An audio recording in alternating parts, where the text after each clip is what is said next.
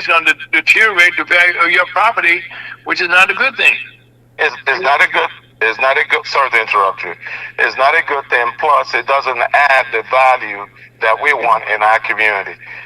They don't do it in other communities where they try to destroy the property values of the community in order to give a preferential treatment to the other. One good example you talked about is a data center. I have no problem with data centers. We need data centers. We just don't need them in a populated area because they create forever chemicals that will harm our young people and ourselves. And there's one they're talking about in Ferguson Emerson Center, and I've been fighting against it. They also want to put a power plant. I retired from the school district and the court, but I also started a small business in 2014 which deals with energy. And I know what gas power plants do to the environment. You're talking about hydrogen, you're talking about carbon dioxide in the air. You don't put that in an environment where people live. You can move it. We got places where people don't live that you can put it. So, and saying that is you have a body of elected officials. One, they may not know what they're dealing with. Ask somebody. Look at other people. Hire professionals that can give you the advice that you need. And in this one, they're just trying to get Ferguson in a bond that will turn them into. They gave the city council members 300 pages 2 hours before they're supposed to vote on it. Lawyers can't read it in 2 hours. You know what's wonderful? You just hit on a key proposal, a key point here. You know, one of the things that I've been around government for a number of years. And also working in the mayor's office and all that good stuff. But now, having said that, one of the things that that local politicians do not do, okay, at each level in government, okay, they all have the same resources available to them as far as support staff. You just mentioned, okay, that they got this proposal and it was so many pages and stuff. Well. In like in Ferguson, in any major city, you have a planning and zoning department that should be able to project for the next 5 years what's going to come into your community. And so right now it seems to me, okay, that most of these data center people, okay, are bypassing that part of city government and going directly to the alderman, okay, who should only act once they go through different committees, okay, that the staff will review, the benefits and the cons of what something comes to their community, and then make a logical decision. But now they're trying to make a decision, okay, with no information. They're making a decision without information. And even the smartest amongst us, I don't know everything, but the smartest amongst us cannot read legal jargon, boilerplate contract. No. 2 hours before the election. That's why when I see some congressman, why'd you vote for this? Well, I didn't read that portion of it. I said, then what are you doing? Why are you voting for something that you don't know nothing about? And this is what is happening. And they realize that the citizens don't want it. We had a meeting. Nobody on that public statement that said, we want this. None. And so they're going to take the city council members on a tour on Monday to show them the compound. They've already told them that they're going to truck in the water. The power plant and the data center, one of them needed at least a minimum of 5 million gallons a day to cool it down. So where's this water coming from? And where's the gas coming? Mr. Winfrey, let's stop right there, okay? You said 5 million gallons a day, right? Yes, to cool it down. Okay, let's stop right there. So you multiply that times 365. That's a lot of water. And water is not infinite. And all of us are going to be tapping into the same water. And people don't read this stuff. And the guys they're talking to on this project are not the final, are not really the owner. They're just transaction guys. They make the deal look good, and they sell it to somebody else. And then when you get to somebody else, all that signature, all that stuff you sign, they're only going to use the one that benefits them. The one that benefits you, you got left-handed. And we're handing them millions of dollars in tax revenue. that would have gone to our school districts, our community. Now, let me put it this way. If they are rich and they got all the money that they need, they don't need us to give them tax break. So we're giving deadbeat taxpayers money. The poor people pay taxes and the rich people collect it. And that doesn't make any sense. And I don't know what this council know that most of the community that is saying no to it don't know. Well, Mr. Iwenofu, I think the council members should be cognizant of the fact that down in Festus, okay, they just cleaned house. You know what I mean? Because people didn't, the people were not listened to. And plus, you just made a very strong point here. On these data centers, okay, the people right now, like down in Festus, Clark, Clayco is the person that's out there, making the point. This point, you got, this another development company, and they are not, I say it again, they are not the one that's going to be using the data center, okay? They're just the front people, the lobbyists, okay, going out there trying to secure a deal, and you're not talking, and so, to the real people who you should be talking to. Well, the thing is that when they do these deals, they form a shell, what we call a shell company. The shell company is the one that they use to, this could be Amazon, it could be Meta, it could be Google, it could be anybody. I'm not saying that they are, that's those people. But they form a shell company, get an attorney to come in and sell you a lakefront property in Arizona. So, and then you buy all this stuff, and then we had Centene do that to Ferguson. Mm-hmm. Centene did that to Ferguson. We have the RAM deal. These people are not concerned about the community. They're only concerned about making money for themselves. And you as an elected official should be concerned about the community. And if you're not concerned about the community, then why did they elect you? So that's my take to it. We need to elect people that really are genuinely interested in the community that they represent. We have Bowen in Berkeley, which is one of my districts. And Bowen has only 77 people from Berkeley that work there. And they got thousands of jobs. So when you go to negotiate with them, don't ask them to give you a handout money. Become their business partner. Hey, you want to make money from our community? Our community has to benefit from what you're doing. We don't need no set aside money. We don't need, we need to continue to make, when you make money, we make money. Mr. Iwenofu, that's the whole thing right there in a nutshell.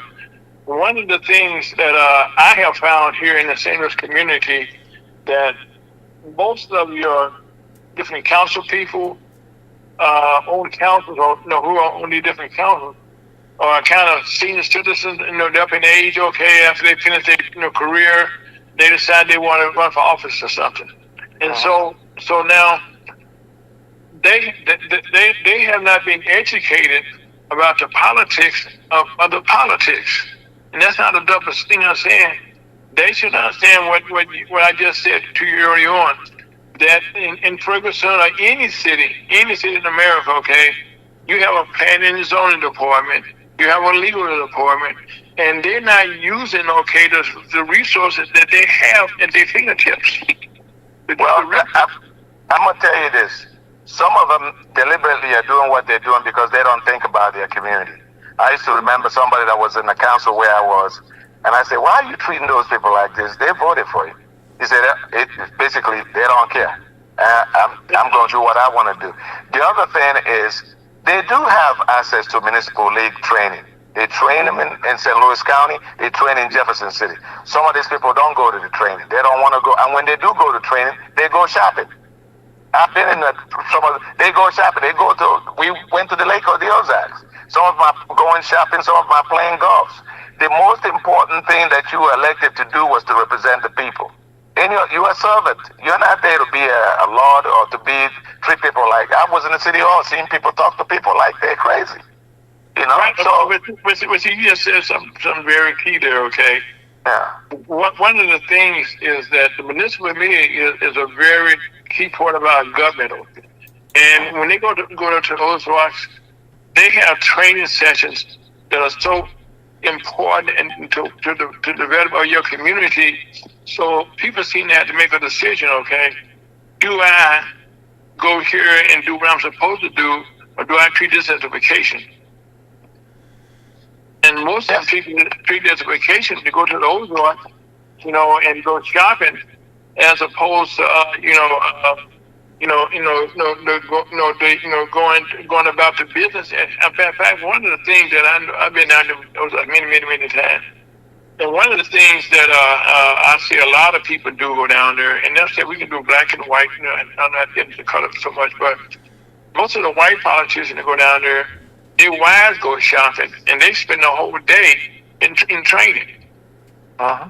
But most of us blacks go down, we go shopping with the wives. So there's a reason for the disconnect, because again, most people who get elected office, okay, who get they go to places, okay, where they want to entertain you, where they supposed to entertain you after you finish the business of the people. Well, it's critical. One of the most important thing that I want everyone to know is that, and I said it earlier in the conversation, although that this system is full with discrimination and all kinds of things, yes, but the system is set up in a way that if we use it, no matter how prejudiced it may be, we can change things. I've seen when the people get united. You can look at what happened in Minneapolis. The Trump administration came in there thinking that they can do whatever they want. The people power pushed them away. Everywhere in the world that you have tyranny, people power pushes them away. And what has happened is that most people are busy focusing on their mortgages and how they can, their refrigerator. That's why they don't pay attention to what's going on. When you no longer see foods on the shelves of a grocery store, and you don't see, and you can't pay your mortgage, you see people on the street. For now, everybody's comfortable because you can go to the store and find something to eat or do. But we don't have to wait that long to get good governance. And good governance comes in having the right people represent us. Most people sit around to be entertained. If you have two people running for office, or one guy that doesn't have anything to tell you about the other guy would say, oh, don't look at him. He's got a big nose. He got an ugly leg. And we sit around and laugh. Oh, he's not, I'm going to vote for him because he's nice looking or she's nice looking. Oh, you want to vote for somebody that wants to do something to protect your investment, your family, and your community. Mr. Winfrey, having said that, okay, one of the things, okay, how did you come to the decision to run for state rep and not for the council or some other position? Well, I ran for the council last year. Ran for the council in the city last year. I lost the election. I ran against it because I've only been in the area for about just a little bit, almost 3 years. So I was a new kid on the block. So I ran against a known name, and I got 49%, and he got 51%. So this year, the seat was open for the state rep, and I wanted to go to Jeff City and try to see if I can make changes in 5 issues that I believe in. One was Medicare expansion, because if your neighbor is sick and he or she doesn't have health care, you could catch that disease. And we cannot even, if we have 15,000 people in St. Louis alone sick, and we saw that in Corona, the hospitals may not be able to absorb it. So people need to have access to health care. The other one is to create job opportunity. If people can go to Arizona for a job, they definitely can come to Missouri. Try to get companies, invite companies, make it easier for them to do business in Missouri. Another one is what we talked about, the young people. To bring legislation to bring back vocational training in school. Now, a young man that graduates as a plumber at 18 and gets a job makes more money than a doctor. And the doctor catches up with him by the time he's 48 years old. How does that happen? Okay, brother, let me put this caveat, okay? But the difference is, okay, I'm an advocate for the training myself, okay? I done that in the past. The people that get into the trades, they do not have a student loan to pay off. That's what I was about to tell you. So they start making money at 18. Right. And by the time the doctor goes through the train and pay the student loan and catch up with him, the kid may have been a millionaire if he runs his business right. And if it's mechanic, if it's HVAC, if it's electrician, those things are good on income that keeps him away from trying to jack your car. Why would he want to steal your car when he can buy his own car? And the other one, and one of the other reasons, is to build a better police department that has a relationship with, like it used to. The police officer knows the neighbor. And one of the experiences that I had in the court was the black kids will be brought forth for evaluation right away because the police officer arrests him for missing class or whatever. They bring him up there. But if it's if it's a white kid, the officer calls the parent. Hey, Pete, I got your kid over there, and he tell him, keep your kid. I'll come get him. The kid doesn't get to us as quick as the black kid, and that's the experience that I saw. And some of them, it's also money. A rich kid will come there with an attorney and go home. A poor kid will stay there. So I want to have a situation where the police has a good relationship with the community, where it's not a question. The only time you see a police officer is when he's coming to arrest you. He can. So that kind of relationship is what I'm thinking about. Finally, is fighting for children with autism and adults with autism and special needs. They are needed in our community. A long time ago, there was a jurist called Oliver Wendell Holmes. Oliver Wendell Holmes was Justice of the Supreme Court in the 1930s. Right. And he talked about imbeciles and morons. Remember that when we used to call people imbeciles and morons? Yes. And he talked about castrating them so they can have no children. Today, we do know that today people with special needs can run computers, they can walk, they can do all kinds of things. So we need to give support to them and their family so they can also become taxpayers and productive citizens in the society. I'm a father with a special need daughter. I'm a single father. I've been doing that for 27 years with my daughter now, and she's going to be 28 this year. I think that there's a lot of parents, I don't know what happened with autism, but a lot came out in my time of raising my children, that a lot of people have that problem. As a society, we need to support them. So those are the reasons why I chose at this time to go to Jefferson City and see if I can make a dent in some of those issues that I raised. Another thing is the cost of living is going high. And people, they're at this rate, we're not going to be able to make it. So we need to find solutions to from having local farms, for example, in areas where you have a food desert, allowing people, because city ordinance will prevent you from having a garden, so you can grow your own stuff that you eat, and be able to allow people to be able to grow some of the foods that they eat. What happened in 2003 in Detroit happened here when remember when the electricity went off, and the grocery stores in the whole eastern part of the United States, the grocery stores closed down because it's wrong with electricity. ATM banks closed down, it's wrong with electricity. So what would happen to people for about 3 weeks? No grocery, no banking, no nothing. But if you have something around the house, you find something to, manage until that gets together, So.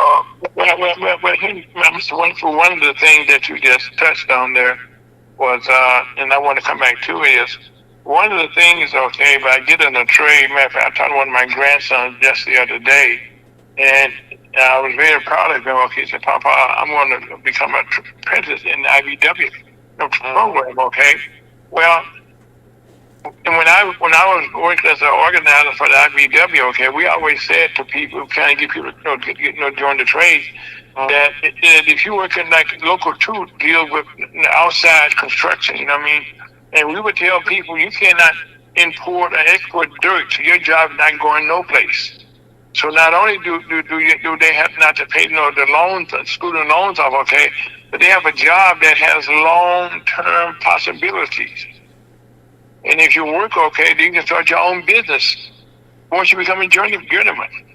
And then you can feed your family and make more money. But the system right now, one of the things that I advocated for when I was organizing, when I would speak for groups and schools and stuff, was that there was a time that whites didn't want blacks into the unions.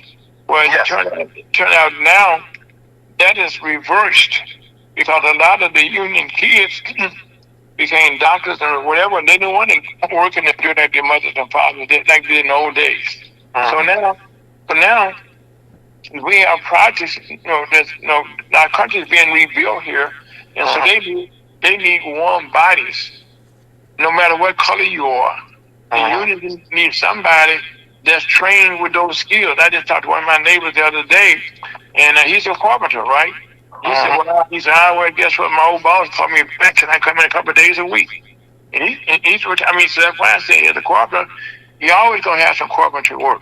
He's an electrician. You always have to. So these are the things, skills that you're not to get another license for, or those skills that don't stay with you the rest of your life. Well,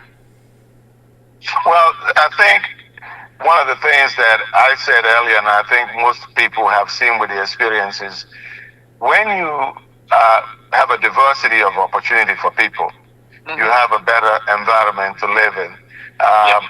Like I said earlier, everybody's not going to be a doctor or an engineer or lawyer, and everybody's going to need a plumber. Everybody's going to need an electrician, carpenter. All those things we're going to need. So there's different trades and opportunity. I was a former union member, and I was also on the management aspect of the workforce. What's really critical is we really deciding what is better for our society, our community. How are we going to move our community forward? And what I've seen is that a lot of people go into this notion, I got mine, you better get yours. But it doesn't work that way, because we call ourselves a civilized society because we are supposed to be civilized and organized, and we're together with each other. And so imagine what would the life would be if everybody's going around and fighting each other and shooting each other. It would not be civilized. You wouldn't have that. Well, Ms. Iwenofu, that's what's taking place now. Yeah, well, it hasn't gotten there yet because it hasn't gotten there yet, but it could get there. It's just that, yes, we do have most of the crimes that are committed as a result of economic issues. If you look at the FBS statistics, people, when the economy is better, crime goes down. When the economy goes bad, crime goes up. Because we live in a society where all the goods and services are purchased in the store. If you want water, you got to buy it. If you want food, you got to buy it. To buy it, you need a skill. And to get the skill, you need training. So those are the things. And, when I talk to people, they feel bad. They talk about people on welfare. And I say, I don't see nobody trying to join welfare quickly. I don't see anybody trying to go to jail to get all the good food that so the prisoners, they treat them well. The issue is this: if you wanted everybody in America that wanted a job and they got a job, you still have millions of people unemployed. Because, like I said, all the goods and services in this country are purchased in the store. And if it's purchased in the store, we have to make arrangement to make sure we accommodate those who cannot do it. They disabled people, children. We have to make sure that they are participating in the economy. Until the 1930s and 40s, there was a young man from England. Before that, we had the economics. We had laissez-faire economics. Let the marketplace determine. That's when the Republicans didn't want Social Security. And Kinsey came up with the idea. That's why we have the Keynesian theory. Kinsey came up with the idea that the government has a role to play with fiscal responsibility, and which is the multiplier effect. If you put $1 in my hand, it's $5 in somebody else's hand. Because if I'm buying something for somebody, somebody's going to go get it from somebody else, to get it from somebody to sell to somebody. It goes around. So we live in a society where we touch each other, and we have to make sure that we are our brother's keeper or our sister's keeper. Now where I just got mine, you better get yours, and it's not going to work that way. And that's why we have the problems we're currently having with children. Now one of the things, we are kind of worked up to going to Jeff City. Now, what difference can you make? Because in Jeff City right now, we have a lot of state reps and state senators who are there, and again, they have staffs, people, educate. I mean, they have all type of people that can work for them to give them an answer to any question they may have. But they don't do that. So how can you make a difference by going to Jeff City? Well, I know as an educator, you can make a big difference there, okay? And I know with you being understanding about the another thing I did mention so far that's in our country that's not talked about, okay, is this gambling, okay? They call gaming. That right now I don't like watching TV sometimes when the game is on, but all they watching running are commercials, okay, about gambling. You know, well, the idea is, first of all, you asked what difference can I make when I get to Jefferson City. I think what's critical is I'm aware that I'm not just going to be a legislator, that I'm also going to be an ambassador for my community, and also building a bridge between myself and my Republican colleagues to find shared grounds. I was talking to a couple of the legislators in my district, and I said, hey, listen, there's a legislation going on in the House now about a data center. One of them, that wasn't the one that represents me, didn't know about it, and I gave the person the number of the bill, and then said, please go and attach yourself to that legislation and try to make sure that you get something for your community, or at least for my community. So those are the kinds of things that I could do, in a sense, to be out there, be aware of what's going on, and find the things that I can work with the rural area that will benefit rural area and benefit the urban centers. And we can have legislations that benefit. Like example is that I gave you was bringing back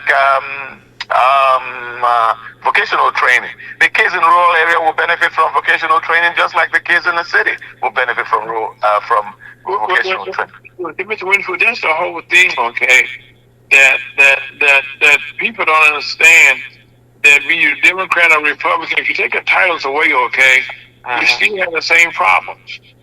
No matter who you are, and so that's why I've been able to work on both sides of the aisle.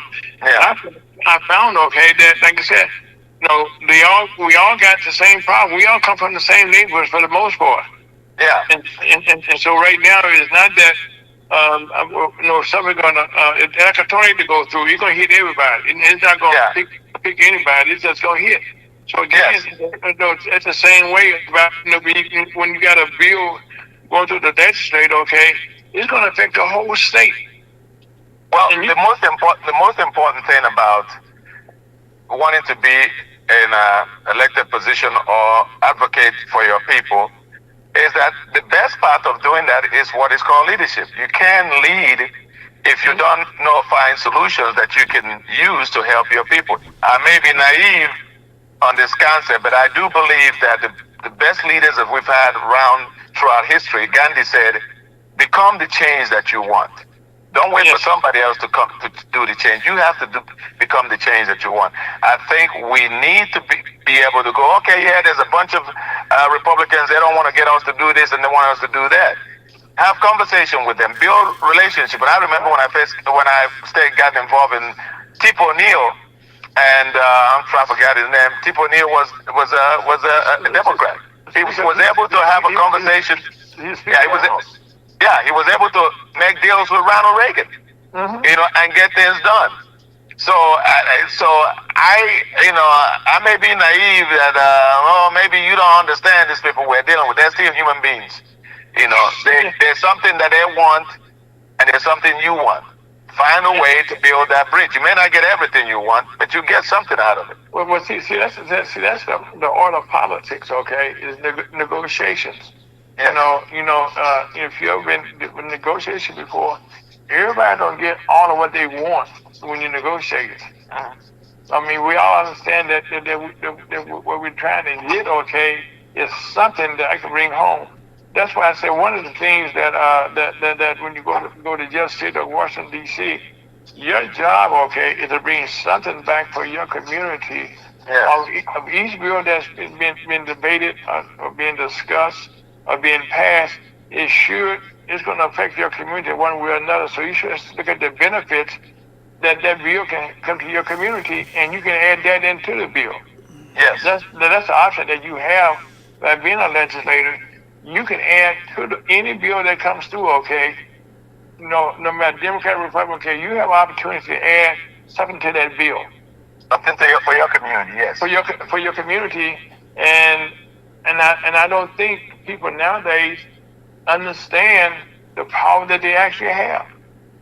Well, I think people go into this, notion. Both parties, Republicans and Democrats. I don't talk to those people. I don't hang around those people. Well, you mentioned Tip O'Neill and Ronald Reagan, right? Yeah.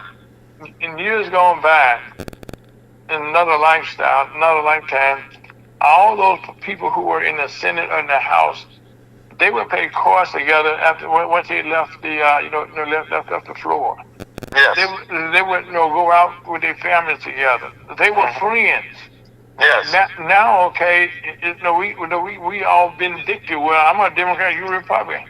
I don't care what you are. You're still a human being. You're still a Missourian. You still live in Missouri. You're still in Missouri, no matter what happens. Okay, no matter where you go in the country and the world, say where you come from. Well, I come from Ferguson. Oh, that's in Missouri. Oh, I come from St. Louis. Oh, that's in Missouri. Well, see, that's how you identify. They don't say, oh, you Republican or Democrat in Missouri. No, they don't. Yeah, I told somebody, they said, well, I'm not in your district.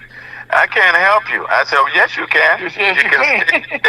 I said, you can scan that and either send money for me to vote, or you can scan that and volunteer to go door to door with me, because whatever legislation we pass in Jefferson City affects everybody living in Missouri that comes into Missouri to do business in Missouri. So pass through Missouri. Or pass through Missouri. So the problem is we also lack civics in schools. We're not teaching people about politics, and so people don't understand that politics affects everything they do, from their church to their grocery. And that's why I say, if you don't do politics, politics will do you. And that's why I add, okay, the word politics, is looking out for oneself. And everybody. But politicians, the definition of politicians are those who seek power. No, politician. You said politician. Okay, I said politician. Yeah, I know, but politicians are those who seek power for greater good. That's the difference. So you're a politician. Yeah. Then okay, you're in a new category. But everybody right now wants what's best for themselves and their family. Themselves, yeah. But the people that practice it should be seeking for greater good, not for themselves. That's a politician. That's a politician. Yeah, that's a politician. Yeah, but unfortunately. And that's why I say to people, if you look at that person that is talking to you and he telling you how bad the other person is and ain't telling you what he's going to do for you, why are you voting for him? But that's what people jump up. He was telling us about this. The Italians call it fugazi. They're blowing air on you. Focus on what are you going to do for me? Am I better off now than I was before you came? And if I'm not better off, just like ask the people about the current administration. Every day when we wake up, there's some crazy stuff going on. I don't watch news anymore because I'm a news junkie, but I don't watch news because every time you turn on, some crazy stuff going on. Now we're going to. That's two of us. There's two of us.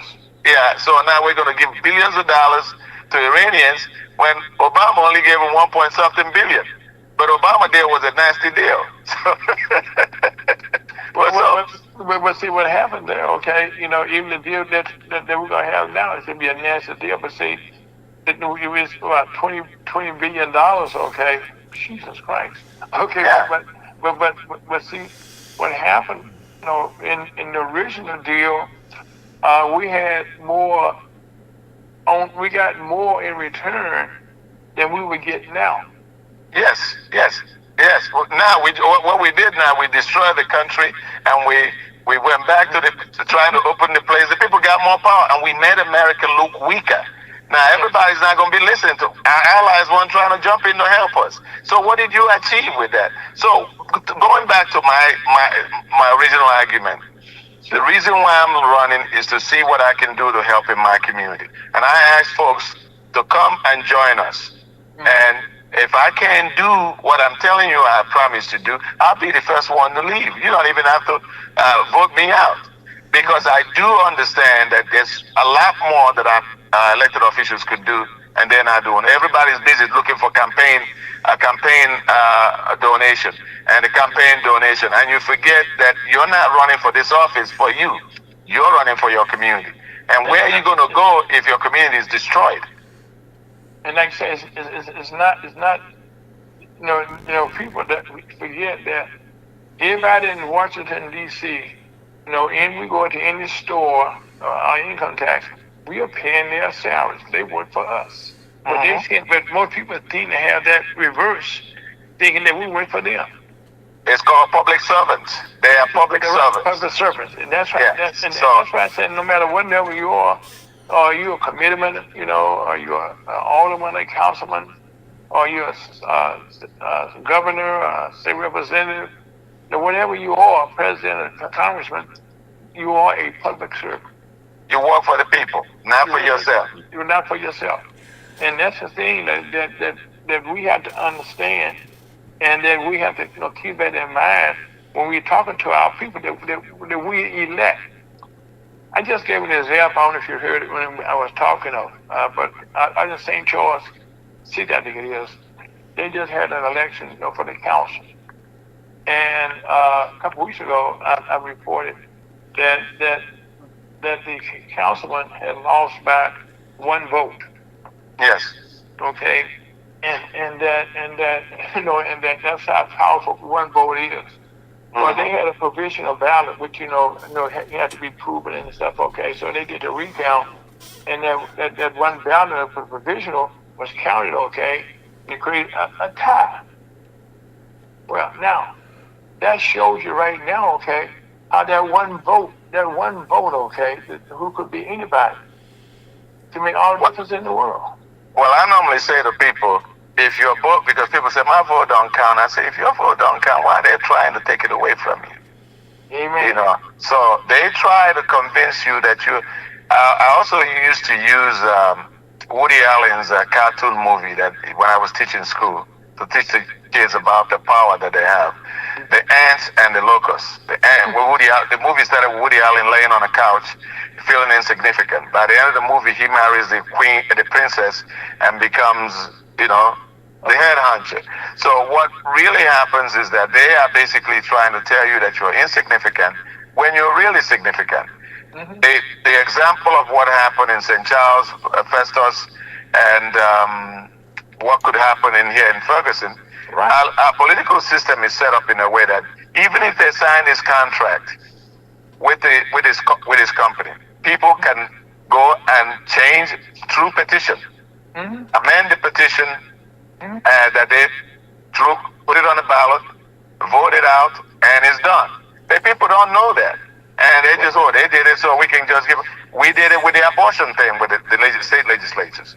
They did whatever they want to do. People put it on the ballot, they voted on it. And they're still trying to do something because they think they know better than the people.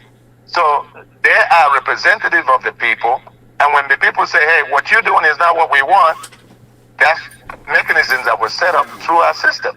And our system, it works. It's just that we don't use it. Well, one of the things, okay, a very good close friend of mine, when President Trump first got elected, okay, he was doing all these changes and stuff, he was saying, man, this is great.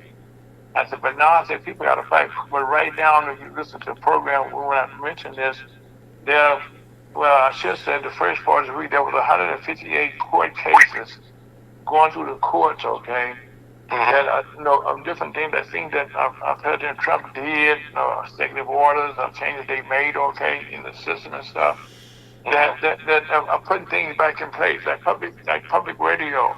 Well, those have said it wasn't needed. Well, that was illegal. That was created by the Congress. So people didn't know the rules, okay? And they get in the health department. They got rid of 12,000 people that they needed, and now we have a proliferation of measles, all type of diseases, okay? And we got a man over there saying you should be vaccinated. Well, again, okay, there were people who should have been on staff there that left. Now they're trying to hire those people back, okay, saying that we need them. Well, I think what we have is... And that came through lawsuits, okay, that made them have to restore, because as you said, that's because somebody did it and said this is the way it's supposed to go. We have the option of suing a lawsuit against anybody that we want to. If you can afford it, got a lawyer. Mm-hmm. Well, but the lawsuit makes it makes it the way the system, when you start suing, it makes it because most people don't have the money to get lawyers and get these things. But the petition is easier once if they are educated to the fact that they can do that. They use the petitions to do that. And if I was a lawyer, I'm not going to be trying to tell you because I don't need to make money from you guys. But the petition helps you to be able, when you have organized, let me put it so, when you have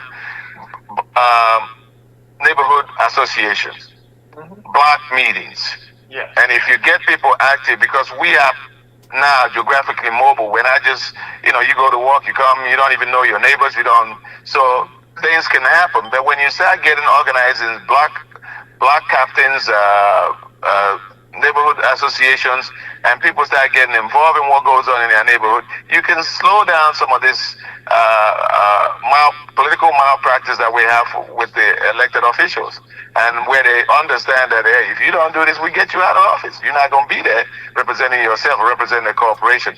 Our situation in Ferguson, here we are crying that we don't have any money to continue the consent decree. Some of the council members are complaining about how much they're paying, and it takes them weeks to make a decision about a daycare center. But they're going to rush a multi-billion-dollar operation in less than 2 weeks. Okay. Now that doesn't make any sense. Okay, let's start right there, because I got to add to that. Okay. Yeah. Right now, most people in Ferguson are bragging about their police department. How great Chief Doyle is. He's doing this and he's doing that. All he's doing, okay, is following that consent decree that they want to rush and get rid of. But it's putting the city back, into a better position than it was then, and that's why they got the consent decree. And matter of fact, out of that consent decree, Ferguson, population is putting the blacks that were there, but they weren't voting now, and we just been fortunate enough, to get our first black female mayor in Ferguson. Now we have our first black male mayor of Ferguson. And so we got the police chief, we got other people, departments that looking like us, okay, and the community is benefiting from it. Well, Chief Doyle is doing a good job, and one of my concerns is for the body, the political body, because the judge told us, I've gone to more than a couple of the hearings. The judge told us there's some things the court can do, and there's some things that the people have to do, which is elect the right people in their position.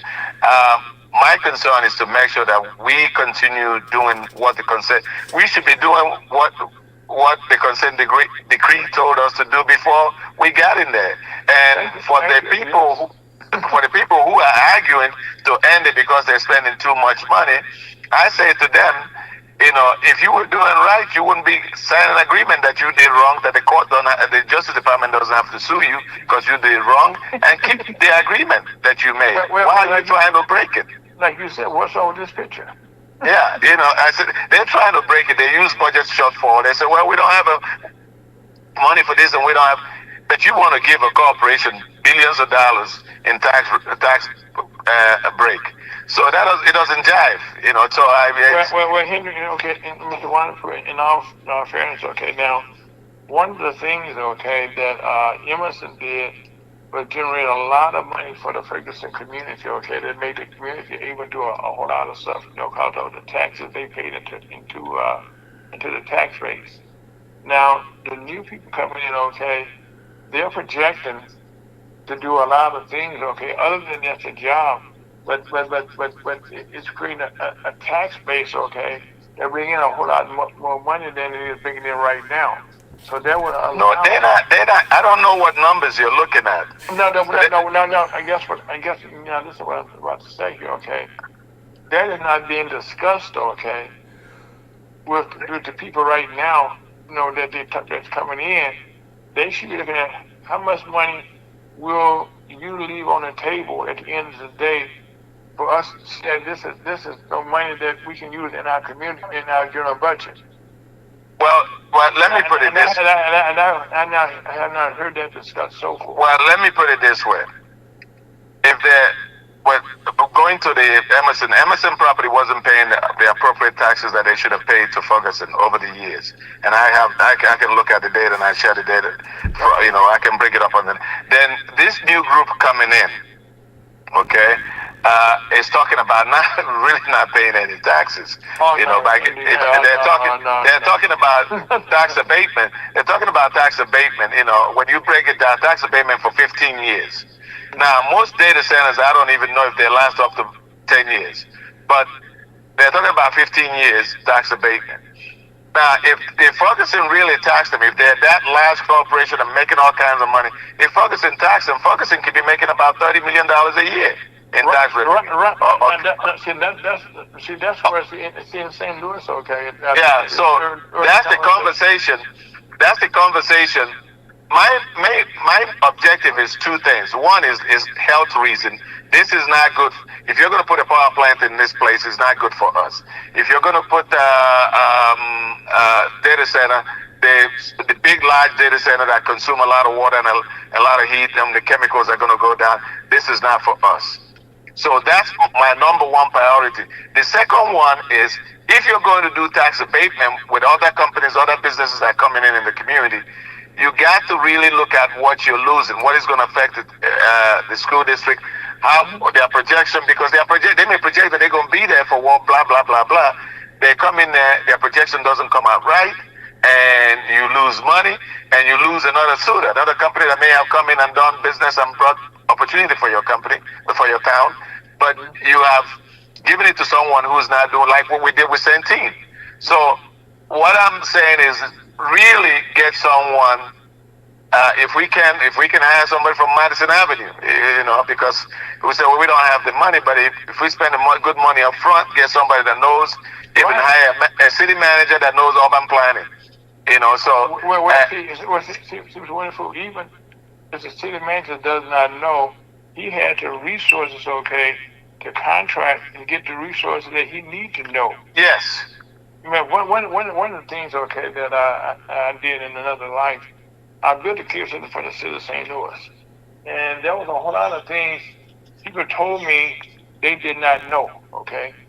And they would call and ask me, and I said, I did not know neither. Well, what that did, okay, that created opportunity for me to go do some research. Yes. And come back with an answer, okay, to the problem. Yes. And that's why I said I don't see people doing that, what they should be doing is see, one of the things the city manager or the councilman or whatever you are there, even a state representative, your job should be is to find answers to people's questions. And that's correct. That's why you have a staff in your city that you would go to your staff and one of the things that you become congressman. They have people in different areas, okay, that answer questions in different areas. Well, yes. There's a research. In Congress they have people who do research for them, and in Jeff City I don't know much about that one, but I think they also have. They have the same staff there that do. They have staff, but I mean they have. Research is being done for them, but today you don't even your cell phone can give you ask Google can give you some of those information, and then you can take it to an expert and say, hey. One thing I did so far in this conversation, okay, one of the key things, okay, that's affecting our young people is that social media. In most cases, okay, there was a time that parents would teach their kids about the birds and the bees. Mm-hmm. What's the bird? I'm not talking about some bird and the bees. You're talking about sex. Yeah. But nowadays, okay, the kids can teach the parents. Or they go Google something, and when they ask the parent a question, okay, 9 out of 10 times, okay, they know the answer already. Mm-hmm. Yeah, and that is critical. It may have made us lazy, and I know the data center is a part of the making sure that our data work fast and get to us as quickly as we can. People don't understand. Yeah, so I'm not Yeah. yeah, I'm not objecting the idea of having a data center. I just have the objection to them being located in populated area. You know, Well, so well, Mr. Wonderful, I think the thing that what you're saying, okay, and what you like, sometimes people don't say it clearly. Your concern is okay, is that they need to look at all the benefits that the company that's coming in there that's responsible for the data center, how much data center gonna pay them for them to be on their land. So first of all, if I was there, okay, if you know if this data center is going to come on the Emerson land, right? Well, they're going to pay me X amount of dollars, okay, to utilize their space. Now, how much is that? Then how much is that? Okay, are you going to share with me in the city? Because right now I'm providing the resources, okay, that's for people to get there on the streets. I mean, all the things that they need, okay, they're in frequency for a reason, okay, because they like the personality, they like the communities, they like the resources that's there. So right now, I need to know, what they're paying the developer to be there, to be on the land. Then I'd like to know how much of that money can we tax and put revenue back into the general fund. yes, So we can benefit of what's going on. Hey, it's going to come in there one way or another, okay? And there's technology out there that can remedy pretty much some of the things that you have concerns for. I know the system that's more advanced than what they have here. But well, what's really funny about this whole thing is that they didn't share that information. When I looked at the 300 page of it, they didn't share that information with the city. I didn't think that. That's what I said. If I was there, I said if I. Well, our folks stand for if, okay. Well, our folks, except for one councilman that didn't want to vote for it, Jamel Franklin, and he talked about it. The other thing that is missed in the point you're raising that I'm trying to. Now, this is how these projects are done. When we did it for my company, first of all, you get this tax base because that's really your down payment. I'm breaking it down to that's down payment for you to get money from an investor. And then you find you have already done your feasibility studies, your environmental impact analysis, okay, and even in some cases soil sample. And then you back. You got to do all those things. Is called due diligence. Yeah, you've done all those things, and then you go after because now you see the business is viable. And then you go out to suckers like us, and then you sell them on the benefit of this new job that they're supposed to be getting. And then they sign up on a piece of paper. You take that paper and find a technical partner. For example, they're trying to build a plant, power plant, you get GE. So you put all these packages up and you take it to an investor. The investor looks up and says, hey, I'm only giving them $200 million for $1 billion project. Worst case scenario, I'm going to take that $1 billion and I'm gonna sell it for 500 million. Okay, if they don't come up, I'll sell it for 500 million. Now the project goes on. They give their supplement to start the project. Now if the project doesn't work out, the investor still has money. The city is left hanging because they've given up all this stuff and there's nothing coming to them. So it is critical that we do, like you say, our due diligence to make sure that if this doesn't work, this is what we're going to get out of it. Before you make your first step, know where your last step is going to be.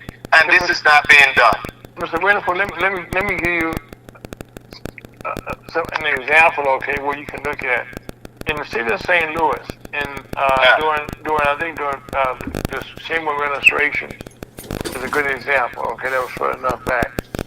Well, when developers came to town, okay, the city would give them money up front. And money up front now, okay, before they put a shovel in the ground, before they probably even move the office up someplace, okay, they got money up front. Now, we saw how many people came in and said, I got a good idea, and got paid and left, and after getting paid, and the city, were left holding the bag like you just said. So there are examples, okay, out here. If you want to go look, okay, and that's why I said I was involved during that time period, and I learned, okay. Yes. You got to do your due diligence, okay? Because again, first of all, if somebody want to invest in that power plant in Ferguson, or somebody want to invest in the database, the data center in Ferguson. 5 minutes, Ira. Okay, thanks, Scott. Okay, thanks, Scott. There's somebody, okay, that's making a whole lot more money. But when they went to the developers, okay, who has the land, said, I want to be part of your project. Well, they're gonna pay them X amount of dollars, okay, for them to be part of their project. Well, Ferguson should trust that money also. Do we agree? Well, yes. The problem is that they're talking to the transaction attorneys. Those guys are going to make their money once this deal is signed. They don't care what happens. They could care less. They care less what happens with it. So they'll get you to sign up on whatever you need to sign up. I think what really is important is, like I said to them, slow down, evaluate, and make your decision. And if I'm wrong about the health issue, go ahead, do your thing.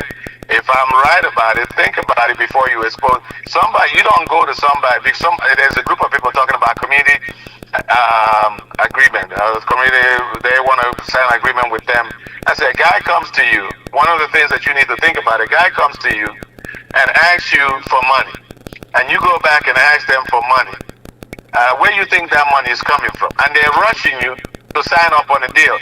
That's a sign that will tell you that something ain't right. You don't rush somebody to sign up $1 billion bill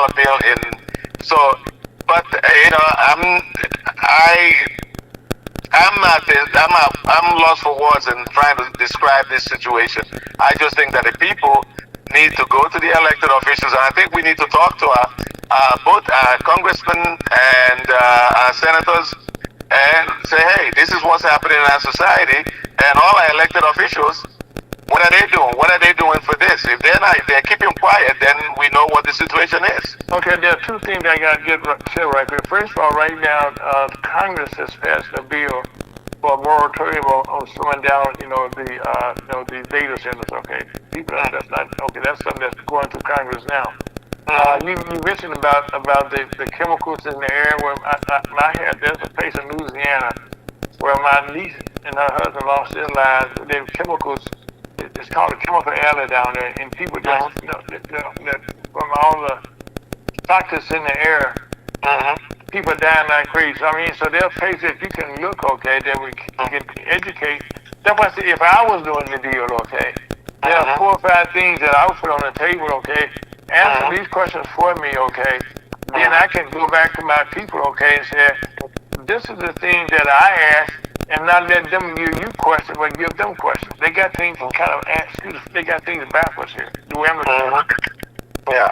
There's a study by Washington University talking about environmental racism, which is what you're just describing. They go to all these communities that they know they don't have the skills or the access to the research that is needed to challenge some of these things and promise them jobs. Even if you build this power plant and the data center is not going to have a lot of jobs, from 5 to 15 or 20 jobs, high-paid jobs. They're not going to live in Ferguson. No. And then, or spend that money in Ferguson. Or spend the money in Ferguson. And the other thing that is it's a part of the issue is that these people in this minority community don't have the help. Okay, Ms. Winfield, we got to come back to this another time. But right now, we're getting to the end of the day. Okay, let me tell people one more thing. Go ahead, please. You can. Okay, my election is August 4th, 2026, and if you are interested in joining us, you can go to www.henryiwenofu.com and you can find some more information. I'm running for this 73rd district, which covers from Edmondson, Breckenridge Hills, Woodson Terrace, Kinlock, Ferguson, and Berkeley. If you live in those areas, please, I'll need your support. I'm hoping you can send me to Jeff City and see what I can do. And I really appreciate being on your show today. Okay, so on that note, my name is Alpha. That's Henry Iwenofu.